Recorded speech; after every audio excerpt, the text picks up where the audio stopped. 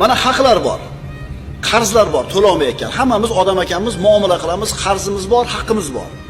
Qarzni berishga harakat qilyapmiz, boshqa qilyapmiz. Endi ololmaydigan haqlaringiz bor. Bermayapti-da. Talab qilib boryapsiz, bermayapti. Shunda kechdim demanglar.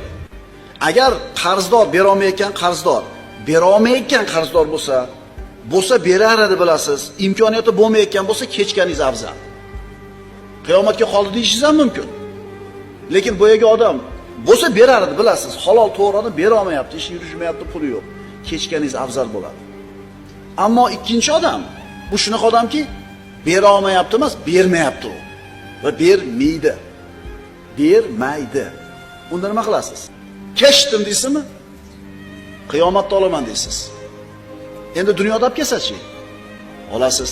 Shuning uchun aytingki, o'shanga odam bo'lsa zolim, zulm qilayotgan. Olib kelib bersa, shu dunyoda olaman, aka yo uka. Agar dunyoda bermasangiz qiyomatda olaman, lekin kechmayman deb qo'ying.